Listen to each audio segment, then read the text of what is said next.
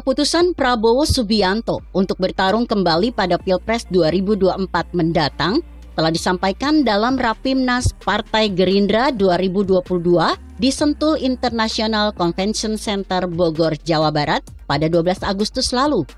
Dengan demikian, Prabowo akan bertarung kembali memperebutkan kursi presiden untuk ketiga kalinya. Prabowo pertama kali mencalonkan diri bersama Cawapres Hatta Rajasa pada 2014, tapi kalah dari pasangan Jokowi Yusuf Kala. Pada Pilpres 2019, Prabowo kembali mencalonkan diri dengan Sandiaga Uno sebagai cawapresnya. Pasangan ini kalah juga dari pasangan Jokowi Ma'ruf Amin. Bahkan pada 2009, Prabowo pernah mendaftarkan diri sebagai cawapresnya Megawati Soekarno Putri. Sayangnya, pasangan ini kalah melawan SBY Budiono yang berhasil menjadi pemenang dalam satu putaran. Prabowo meyakini bahwa langkah yang diambilnya merupakan langkah perjuangan. Katanya, ia siap terus berjuang untuk bangsa, negara, dan rakyat Indonesia tercinta. Seluruh jiwa saya persembahkan untuk Ibu Pertiwi. Begitu kata Prabowo. Apa yang digaungkan Prabowo adalah narasi standar seorang mantan anggota TNI. Apalagi Prabowo merupakan seorang purnawirawan jenderal TNI. Siapapun yang pernah menjadi tentara pasti memiliki semangat yang sama. Semangat juang tak kenal lelah. Semangat juang tak kenal lelah di dalam politik itu baik, tapi tidak cukup untuk memenangkan kontestasi. Kontestasi memerlukan kalkulasi rasional untuk memenangkan pertarungan. Pengalaman Prabowo yang kalah pada Pilpres tersebut seharusnya menjadi pengalaman untuk dijadikan rujukan dalam pertarungan pada Pilpres 2024 mendatang. Artinya, jika ada kekurangan di masa silam yang membuat Prabowo kalah, harus segera dibenahi dan dicari jalan keluarnya.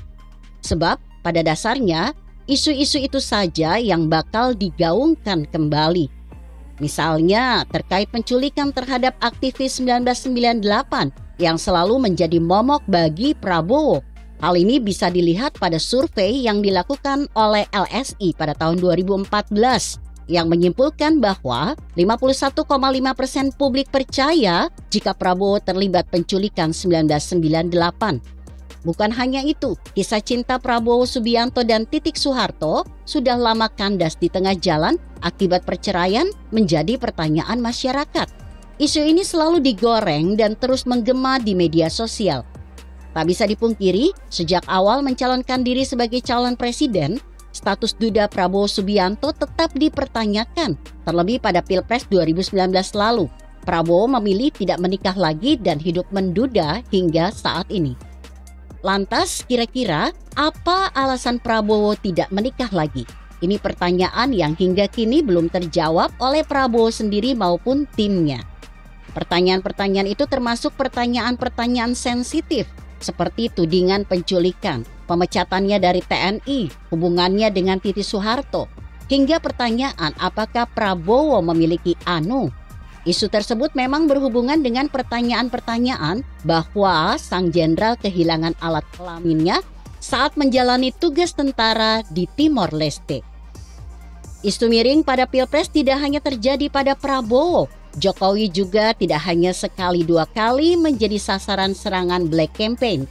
Jokowi kerap dituduh sebagai anggota PKI, beragama Kristen atau keturunan Tionghoa. Namun Jokowi lebih memilih untuk mengklarifikasi secara langsung di berbagai kesempatan.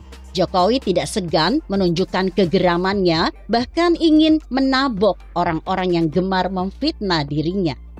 Memang Prabowo beberapa kali sudah mencoba menjawab pertanyaan seputar isu sensitif tersebut secara langsung. Misalnya terkait dengan keterlibatan penculikan.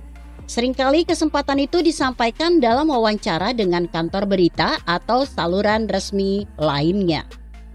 Belum pernah Prabowo menyampaikan secara terbuka di hadapan publik seperti yang dilakukan oleh Jokowi. Mungkin saja Prabowo tidak ingin melakukan seperti cara Jokowi karena berkenaan dengan citra dirinya. Tim Prabowo lebih memilih menerbitkan buku saku yang dikenal dengan sebutan buku biru. Isu musiman menyerang ini masih efektif untuk menyerang Prabowo, sebab Prabowo dan tim suksesnya tidak pernah benar-benar serius menjawab isu tersebut.